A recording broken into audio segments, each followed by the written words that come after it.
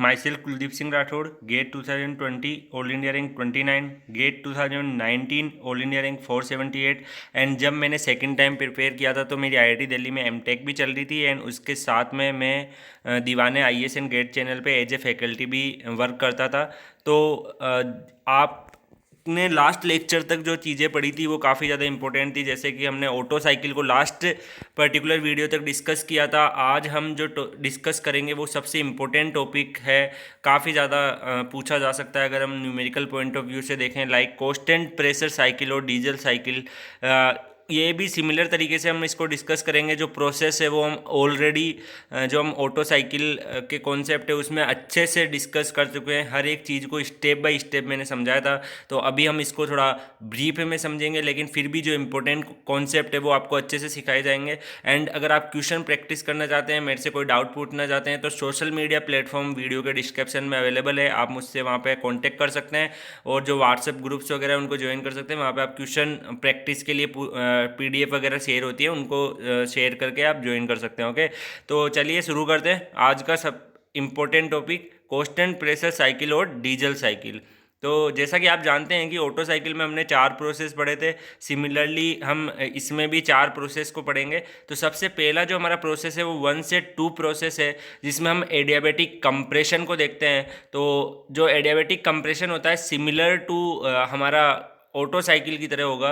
And जो हम कहें तो उसको ऑटो साइकिल में जो चेंजेस है और यहाँ पे जो चेंजेस है वो सिमिलर है, और उसी के हिसाब से यहाँ पे भी कंप्रेशन रेशियो होगा, जो कि आपका higher volume divided by lower volume होगा, यानी V1 डिवाइडेड बाय V2 होगा।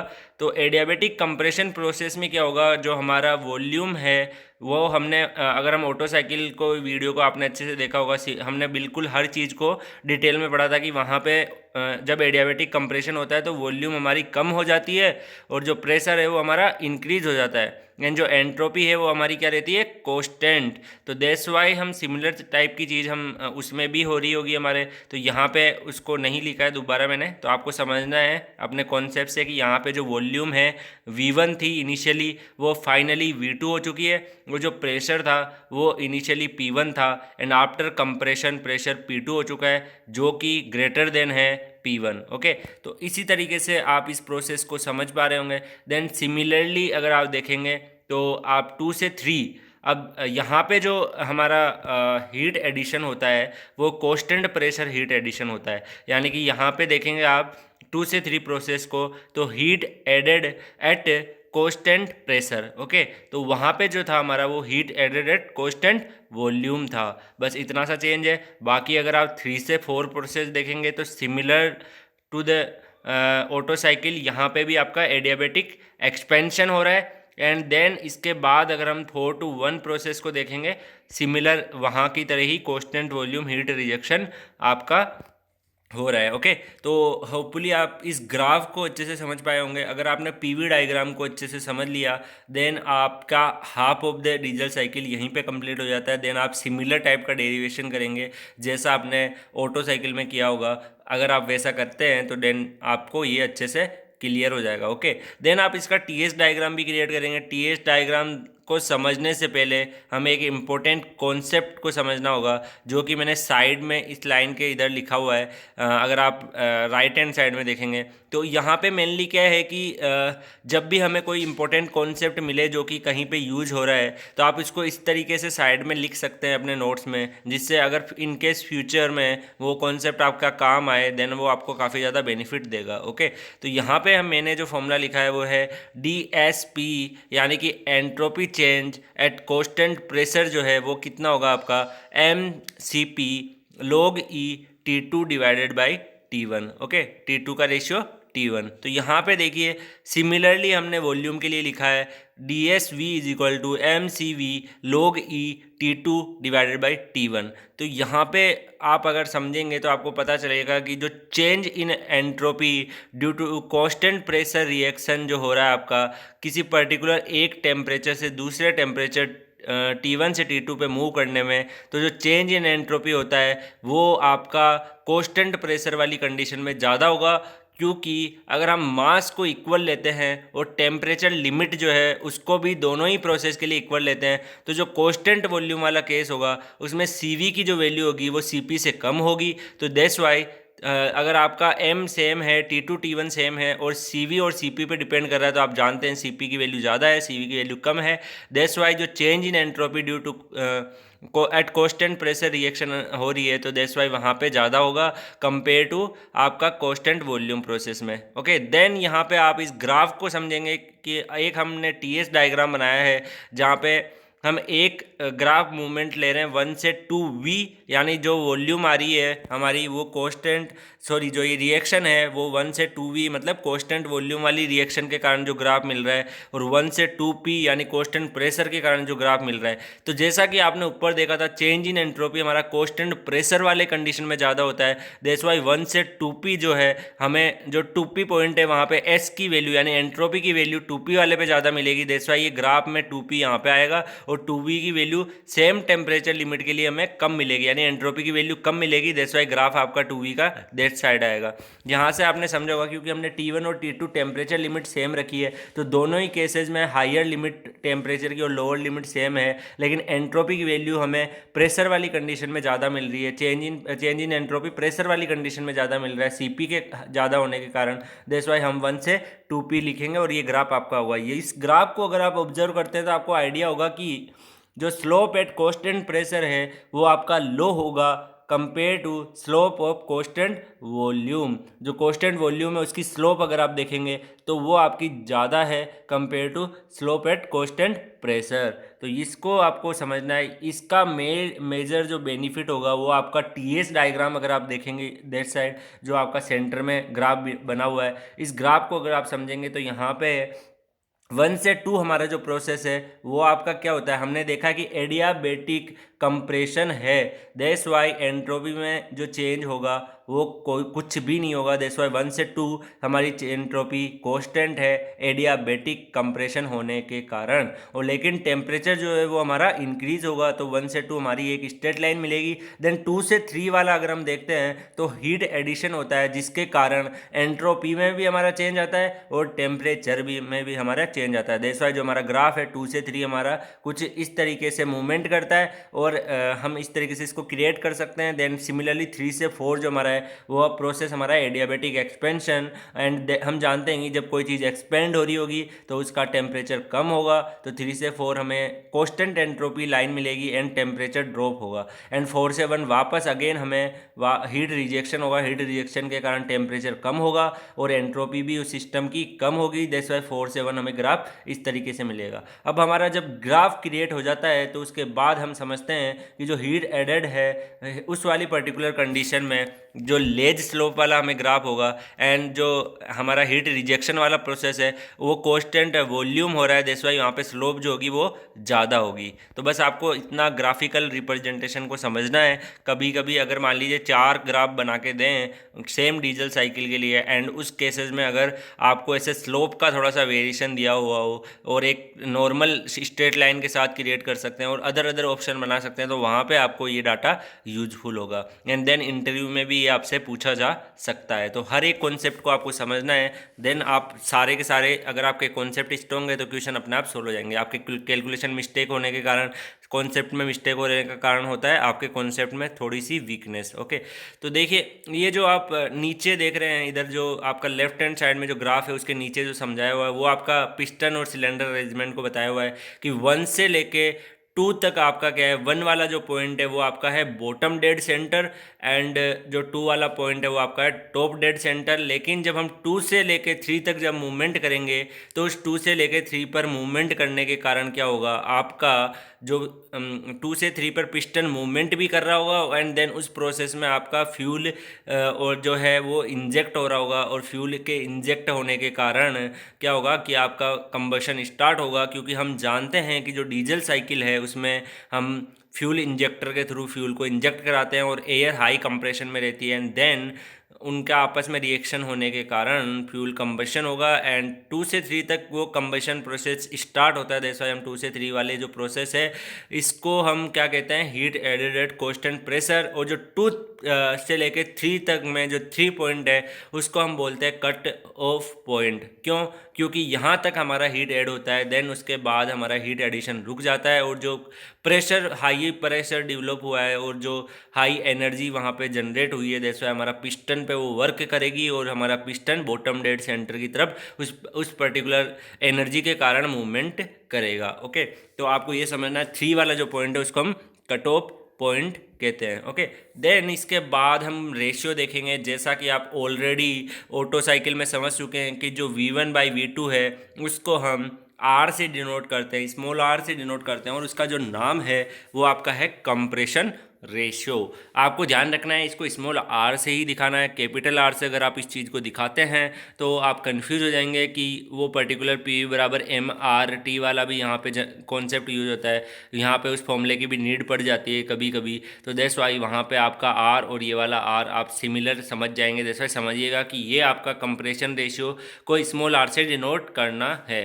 देन यहाँ पे एक और पर्टिकुलर रेशियो आया आपका, उसको बोलते हैं हम कट ऑफ रेशियो, जिसको हम रो से डिनोट करते हैं। एंड इस कट ऑफ रेशियो को जो हमें वो V3/V2 से, यानी हायर वॉल्यूम, जब भी हम रेशियो लेंगे compression ratio, cut off ratio, expansion ratio, हमेशा हम higher volume divided by lower volume का रेशियो लेंगे। तो यहाँ पे आपको देखना है कट ऑफ रेशियो भी आपका हायर वॉल्यूम V3/V2 होगा। ओके, देन इसके बाद आप देखेंगे कि द एक्सपेंशन रेशियो जो है आपका वो finally similar type concept use हुआ है जैसा कि हमने ऑटो साइकिल में देखा था।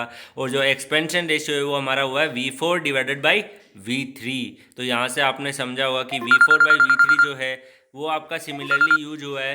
एंड उसके कारण क्या हुआ, जो V4/V3 यूज हुआ है उसको आप एक अलग तरीके से भी लिख सकते हैं, क्योंकि आप जानते हैं कि जो V4 है वो आपका किसके इक्वल है। अगर आप देखेंगे ग्राफ से, जितनी वॉल्यूम आपकी V4 वाले पॉइंट पे है उतनी ही वॉल्यूम आपके V1 वाले पॉइंट पे भी है। यानी अगर आप ग्राफ, फर्स्ट वाले ग्राफ को समझेंगे तो आपको पता लगेगा जो 4 पॉइंट है और जो फर्स्ट पॉइंट है दोनों से एक स्ट्रेट लाइन आ रही है। तो दैट्स वाई दोनों ही पॉइंट पे जो वॉल्यूम है वो आपकी सेम है। तो वॉल्यूम के सेम होने के कारण हम यहाँ पे क्या करेंगे, जो V4 है उसको हम पुट कर देंगे V1 और जो V3 है वो आपका सिमिलरली नीचे रहेगा। देन उसके बाद क्या करेंगे, हम ऊपर नीचे न्यूमरेटर और डिनोमिनेटर दोनों में V2 से मल्टीप्लाई और डिवाइड कर देंगे। यानी यहाँ से आपने देखा होगा V1/V3 ये बन गया है। देन उसके बाद हमने V2 से ऊपर नीचे डिवाइड कर दिया है। तो देन उसका बेनिफिट क्या हुआ कि हमारा जो एक्सपेंशन रेशियो है अगर हम उसको E से डिनोट करते हैं तो वो हमें क्या मिला है, V1/V2 इंटू V2/V3। तो हम जानते हैं कि जो V1/V2 है उसको हम स्मॉल r से डिनोट करते हैं और जो V2/V3 है उसको हम रो से डिनोट करते हैं। समझे? इस क्या कर रहे हैं हम, V1/V2 को स्मॉल r से डिनोट कर रहे हैं और V2/V3 को हम रो से डिनोट कर रहे हैं। तो यहाँ से हमें expansion ratio, compression ratio and cut off ratio की फॉर्म में मिल गया है। ओके, देन इसके बाद अगर हम देखते हैं तो सिमिलरली जो हमने रिलेशन जनरेट किया था ऑटो साइकिल में, उसी रिलेशन को मैंने डायरेक्टली लिख दिया है। अगर आपने ये नहीं देखा है तो आप लास्ट लेक्चर जो है अपलोड हुआ था उसको जाके देख सकते हैं। 1 से जो 2 प्रोसेस है उसमें हमने इक्वेशन का यूज़ किया। एंड जो T2/T1 है उसको हम क्या लिख सकते हैं, V1/V2 की पावर गामा-1। अब यहाँ पे क्या हुआ है, V1/V2 है, हम जानते हैं कि इसको हम स्मॉल r से डिनोट कर सकते हैं। यानी T2/T1 is equal to small r की पावर गामा-1, क्योंकि V1/V2 हमारा कंप्रेशन रेशियो है तो हमने स्मॉल r से उसको दिखा दिया है। मैं कई चीज़ों को बार बार इसलिए रिपीट कर रहा हूँ कि आपके माइंड में ये जो चीज़ें है वो डायरेक्टली फीड हो जाए। ओके, तो यहाँ से हमने एक T2 के लिए रिलेशन निकाल लिया है। यानी T2 को हम T1 की फॉर्म में डिनोट कर सकते हैं। T2 is equal to T1 into r की पावर गामा-1। और ये हमारी क्या है, इक्वेशन फर्स्ट। ओके, यहाँ पे हमने इसको इक्वेशन फर्स्ट से डिनोट कर दिया है। एक्चुअली में जब हम अगर हमसे क्वेश्चन पूछे जाते हैं तो हमें इस तरीके से वहाँ पे डेरिवेशन करने की ज़रूरत नहीं है। वहाँ पे हमारा डायरेक्टली इफ़िशियंसी का फॉर्मूला होगा, लेकिन वहाँ पे क्या होता है, हमें कंप्रेशन रेशियो गिवन होता है, जैसे R की वैल्यू हमें गिवन होगी। देन उसके बाद हमें T1 की वैल्यू गिवन होगी, ओके, R की वैल्यू एंड T1 की वैल्यू गिवन होगी, तो वहाँ से क्या होगा कि आपको इनिशियल कंडीशन और कंप्रेशन रेशियो का यूज करते हुए कभी कभी आपको T2 कैलकुलेट करना पड़ेगा। देन अगर आपको एक्सपेंशन रेशियो या फिर कट ऑफ रेशियो दिया हुआ है तो आपको T3 और T4 भी कैलकुलेट करने पड़ेंगे। दैट्स वाई इन पॉइंट्स को जो 1 2 2 3 और 3 4 है, इन प्रोसेस को थोड़ा समझना इंपॉर्टेंट है, क्योंकि कभी कभी अगर हमसे पूछ लेता है किस पर्टिकुलर साइकिल का हाईएस्ट टेम्परेचर बताओ, तो हाईएस्ट टेम्परेचर हमारा T3 वाला पॉइंट होगा। अगर हम TS डायग्राम से देखेंगे तो आपको पता चलेगा जो T3 वाला पॉइंट है उस पर हाईएस्ट टेम्परेचर है, तो उसको हमें कैलकुलेट करने की नीड पड़ सकती है, तब हमारे ये जो पॉइंट है वो काफ़ी ज़्यादा इंपॉर्टेंट हो जाते हैं। ओके, तो यहाँ से अब अगर आप समझेंगे, सिमिलरली हमने 2 से 3 प्रोसेस के लिए क्या किया है कि T3 is equal to T3। तो यहाँ पे आप देख रहे होंगे 2 से 3 जो प्रोसेस है वो कोस्टेंट प्रेशर आपकी कंडीशन है, यानी 2 से 3 जो प्रोसेस है वो आपका constant pressure heat addition process है। तो उसका मीन्स क्या होगा, T3 divided by T2 is equal to V3 by V2। ये कहाँ से है आपका, अगर आप देखेंगे PV बराबर MRT जो इक्वेशन है उसमें M आपका कोस्टेंट हो जाएगा किसी पर्टिकुलर प्रोसेस के लिए, R जो है वो भी आपका कोस्टेंट हो जाएगा, और आपने जो T है अगर कोस्टेंट प्रोसेस है वो डायरेक्टली प्रोपोर्शनल हो जाएगा वॉल्यूम के, यानी PV बराबर MRT से volume is directly proportional to temperature. तो वहाँ से आपका ये रिलेशन मिला T3 divided by T2 is equal to V3 divided by V2। तो यहाँ से आपको पर्टिकुलर इसकी इन्फॉर्मेशन मिली है। देन इस पर्टिकुलर इन्फॉर्मेशन का आप यूज़ करेंगे और यहाँ से आपको T3 को अगर आप कैलकुलेट करेंगे, ये जो एरो बना हुआ है यहाँ से आप देखिए T3 जो है, T3 इज इक्वल टू आपका क्या जाएगा, T2 is equal T2 into V3 by V2। तो इसी को आपने सिंप्लीफाई किया, देन इसके बाद आपने V3 बाई V2 जो है वो आप ऑलरेडी आपको पता है, एंड उसको आपने क्या किया है, V3 बाई V2 को आप जानते हैं कट ऑफ रेशियो है तो उसको रो से डिनोट कर दिया है, और जो T2 है वो ऑलरेडी हम इक्वेशन फर्स्ट में कैलकुलेट कर चुके हैं, तो उसको आपने वापस पुट कर दिया है T2 को T1 इंटू आर की पावर गामा -1। तो यहाँ से अगर आप देखेंगे तो T3 जो है वो आपका आ जाएगा T1 की फॉर्म में, अगेन T1 इंटू आर की पावर गामा -1 इंटू रो। तो यहाँ से आपको T3 एंड T2 दोनों ही T1 के फॉर्म में आ गए, क्योंकि जनरली हमें T1 का डाटा ही दिया होता है, cut off ratio expansion ratio की वैल्यू हमें गिवन होती है। देन 3 से 4 अगर हम देखें तो 3 से 4 हमारा जो प्रोसेस है वो वापस आपका कौन सा प्रोसेस है,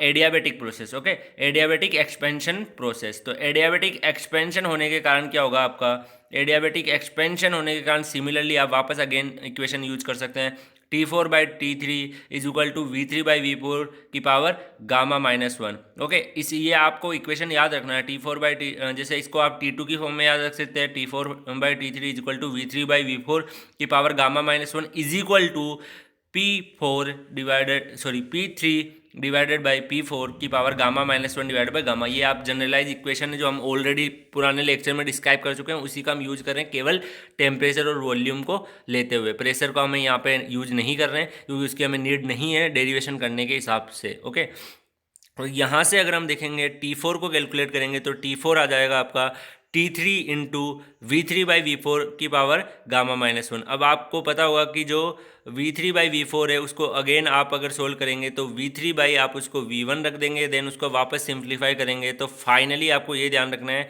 कि आपका जो फॉर्मूला आ जाएगा वो T4 is equal to T1 की पावर रो की पावर गामा। ओके, ये आपको ध्यान रखना है, इसकी भी आपको नीड नहीं होगी, मेनली आपको काम जब ही आएगा जब अगर आपसे T4 टेम्परेचर पूछते हैं, नहीं तो इसका आप नॉर्मली अगर आप देखेंगे तो डेरिवेशन में काम आता है, लेकिन अगर आप न्यूमेरिकल करेंगे चाहे गेट हो चाहे EAC हो उसमें आपका इसका कोई यूज नहीं है। ओके, तो इसके बाद हम देखेंगे efficiency of the cycle, efficiency of the diesel cycle. तो यहाँ से आप पर्टिकुलर समझेंगे तो efficiency of the diesel cycle is equal to 1 minus HR by HA। ये सिमिलरली हम जानते हैं कि हम heat added minus heat rejected को वर्क इनपुट लिख सकते हैं, वर्क आउटपुट लिख सकते हैं divided by heat input. Work output divided by heat input आपकी इफिशियंसी होती है। देन हम वर्क आउटपुट को हमने क्या किया, पुट कर दिया heat added minus heat rejected divided by heat add, then heat add हमारा डिवाइड किया तो 1 माइनस HR यानी heat heat rejected divided by H A means heat add हमारा आ चुका है। देन हमने क्या किया कि जो हीट रिजेक्टेड है वो हमें पता है कि कांस्टेंट वॉल्यूम पर हो रही है। अगर आप ग्राफ समझे होंगे तो आपको पता है जो हीट का रिजेक्शन हो रहा है वो कांस्टेंट वॉल्यूम पर हो रहा है, जिसकी वजह से आपका फॉर्मूला क्या आ जाएगा, वन माइनस और heat rejected eight constant volume को आप क्या लिखेंगे, MCV T4 minus T1।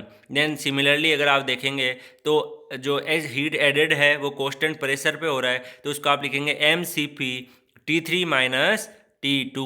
Okay, तो यहाँ से अगर आप देखेंगे तो आपको पर्टिकुलरली डाटा मिल चुका है, एंड इस डाटा का आप यूज करेंगे तो 1 minus MCV T4 minus T1 divided by MCV T3 minus T2।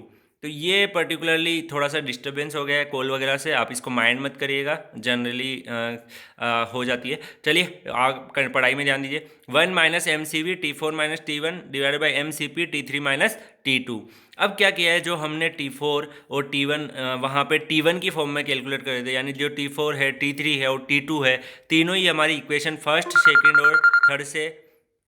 तो आपको क्या करना है, जो T2, T3 और जो T4 है उस पर्टिकुलर T2, T3 और T4 का यूज करना है, एंड देन उसका यूज करते हुए आप क्या करेंगे, T2 और T4 का यूज करते हुए आप क्या करेंगे, उसको यहाँ पे पुट कर देंगे। तो यहाँ पे जो इफिशियंसी का फॉर्मूला है वहाँ पे हमने क्या किया, CP और जो CV है उसको हम जानते हैं कि जो CP/CV है उसको हमने गामा से डिनोट कर दिया है, क्योंकि हम जानते हैं कि गामा जो होता है वो हमारा CP डिवाइडेड बाई CV होता है। तो वो आपका देखेंगे तो गामा के इक्वल रख देंगे, एंड देन जो T4 और T1 है, T4 को हम T1 के फॉर्म में रख देंगे, एंड जो T3 है उसको भी T1 के फॉर्म में रख देंगे, और जो T2 है उसको भी T1 की फॉर्म में रख देंगे। तो यहाँ से आपका T1 कैंसिल हो जाएगा, एंड फाइनली अगर आप सोल्व करेंगे तो जो ये रेड बॉक्स में आपको फॉर्मूला दिख रहा है, ये फॉर्मूला आपका आएगा, efficiency of diesel cycle is equal to 1 minus 1 divided by R की whole power gamma minus 1 is equal into rho की पावर गामा माइनस 1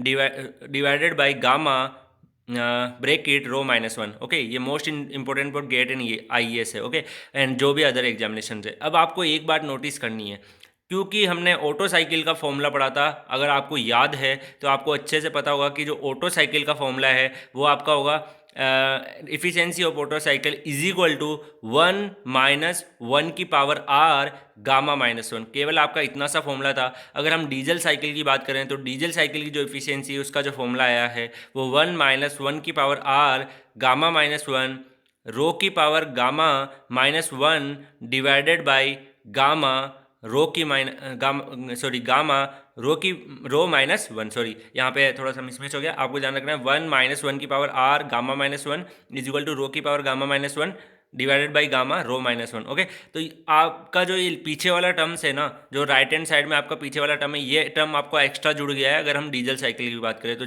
फाइनली क्या होगा, जब हम तीनों auto cycle, diesel cycle, dual cycle तीनों का फॉर्मूला रिवाइज कर लेंगे तो हम उसको इस तरीके से याद रखेंगे कि हम केवल अगर ड्यूल साइकिल का फॉर्मूला याद रखें तो बाकी फॉर्मूला हमें ऑटोमेटिक याद रहे। यानी कि हमें केवल एक फॉर्मूला याद रखना है ड्यूल साइकिल का, जो उसकी ट्रिक मैं आपको ड्यूल साइकिल एक्सप्लेन करूंगा तब समझाऊंगा कि जो ड्यूल साइकिल है अगर आप उसको याद रखते हैं तो आपका ऑटो, डीजल और ड्यूल तीनों ही फॉर्मूले आपके उससे ड्राइव हो जाएंगे। इसीलिए मैंने इस तरीके से लिखा है कि ऑटो साइकिल में एक एक्स्ट्रा टर्म जुड़ चुकी है जो कि है रो की power gamma minus 1 divided by gamma bracket rho minus 1। मैं बार बार रिपीट कर रहा हूँ जिससे आपको ये चीज़ें याद हो। ओके, क्योंकि अभी आपको इल्यूजन हो जाता है कि आपको चीज़ें याद है, लेकिन जब आप क्वेश्चन कर रहे होते हैं तब आपकी मिस्टेक होती है, या फिर जब आप आज के 6-7 मंथ बाद में गेट का पेपर दे रहे होंगे, कभी भी गेट का पेपर दे रहे होंगे, तब आपको ये चीज़ें भूल ना जाओ। इसलिए बार बार मैं रिपीट करता हूँ जिससे आपके माइंड में वो चीज़ें याद हो जाए। ओके, तो ये आपका फाइनली फॉर्मूला आ गया। हम आने वाले लेक्चर्स में इन पर न्यूमेरिकल भी सोल्व करेंगे, एंड मीन इफेक्टिव प्रेशर का जो टॉपिक है वो शुरू करने वाले हैं। आज का लेक्चर में थोड़ा सा कॉल वगैरह का डिस्टर्बेंस हो गया तो उसके लिए मैं सॉरी बोलना चाहूँगा। आगे से हम इस चीज़ का ध्यान रखेंगे, एंड देन आपको क्वेश्चन प्रैक्टिस करने ज़्यादा से ज़्यादा, एंड सोशल मीडिया प्लेटफॉर्म से आप अपने डाउट पूछ सकते हैं। वीडियो के डिस्क्रिप्शन में मेरे सारे सोशल मीडिया प्लेटफॉर्म अवेलेबल है। Thank you so much guys, and मिलते हैं नेक्स्ट लेक्चर में।